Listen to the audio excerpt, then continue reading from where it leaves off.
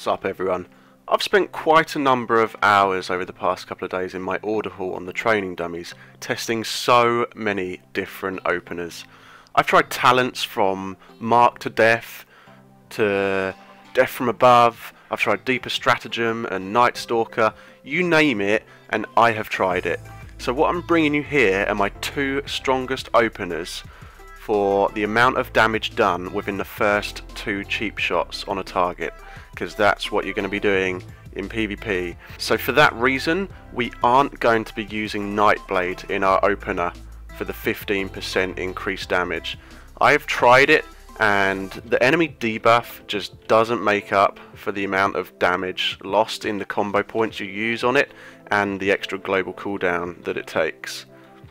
So I've purposely made openers that don't include Shadow Blades because of its long 3-minute cooldown, and I've also purposely kept a very solid and strong talent build for all-round use, whether you're doing arena or BGs, not just for the maximum burst, and then you're screwed after you're all out of cooldowns. So I'm going to show you my opener in slow motion to begin with, so that you can see above my character what spells I'm using in which order. And then afterwards I'll explain why I'm using those spells in that particular order.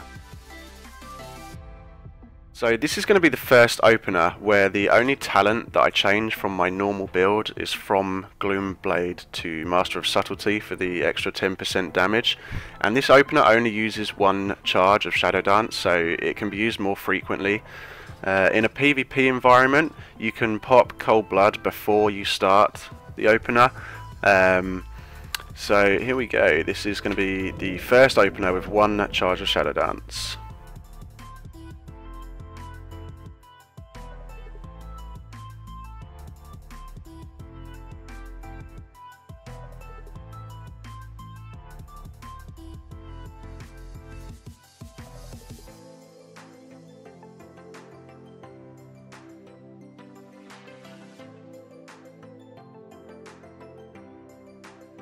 That is it done there, with about 1 second left on our Symbols of Death.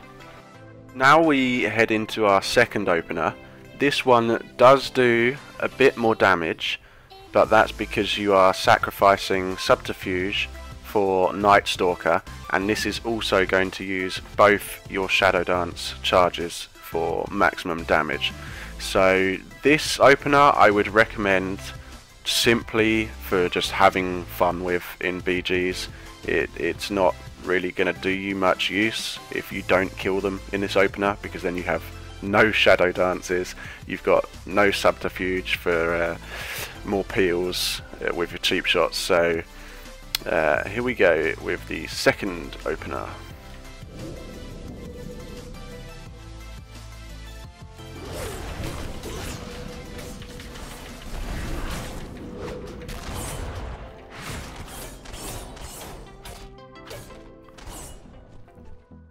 So both openers are fairly similar. The second one just uses more cooldowns and more unique talent choices.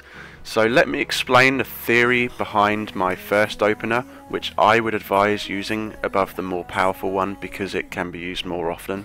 We use Symbols of Death to start because the rotation all happens within the 10 seconds of that 15% increased damage. We cheap shot to get the opening stun lock, allowing all your abilities to do 10% increased damage from Prey on the Weak talent, and it will also proc your Shadow Nova and Akari's Soul. We Shadow Dance before the Goremaw's Bite because of your Master of Subtlety talent, giving you another 10% increased damage while you're in Shadow Dance. Next we use Goremaw's Bite to fill the extra 3 combo points, plus now that it's been buffed it hits like a truck, and it also starts 6 seconds of extra energy regeneration for you. Next up we've got Death from Above with our first 5 combo points, because you won't have time to land Death from Above after the animation on the second cheap shot because it has diminishing returns, and we have to land this while they are stunned because of our Prey on the Weak 10% extra damage. Initially, I wanted to use Eviscerate before the Death from Above because of Finality, which empowers your next Eviscerate, and the second part of Death from Above counts as an Eviscerate. But the trouble with Finality is that the amount of damage increase you get is RNG, so we would rather have the Death from Above land on a solid 10% increased damage while they're in the cheap shot than have an RNG 4% damage increase from Finality. We then Shadow Dance again to keep up the extra 10% damage from Master of Subtlety and maintain the stun lock with another cheap shot. After this, we just pray for a big Shadowstrike crit with our weapon traits Precision Strike, which increases the base damage by Shadowstrike, and also Weak Point, which increases the critical strike damage of Shadowstrike.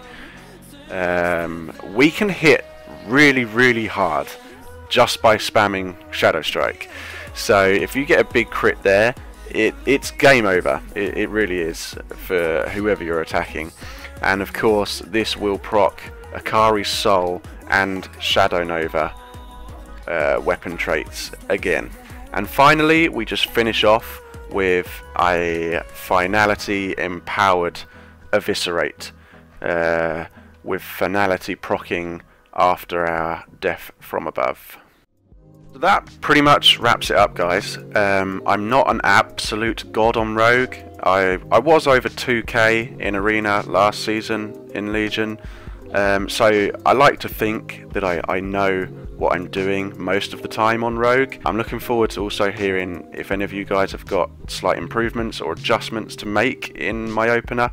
Like I said, I have tried Eviscerate, Mark for Death Eviscerate. I've tried it with Nightblade on for the 15% extra damage, but I just can't find anything else that tops the amount of damage that my opener does in the first 2 cheap shots. Let me know what you think, guys. I hope this comes in handy. I will leave some stuff in the description. I can even put in a cast sequence macro for you, so for anyone that's not confident in remembering all those buttons and pressing them all quickly, which you have to do to maintain the stun lock, you can just keep spamming a cast sequence macro. But if you want to get good, I wouldn't advise continuing to use that. You just got to learn the rotation. But thanks for watching. I hope this helps, and I'll see you in the next one.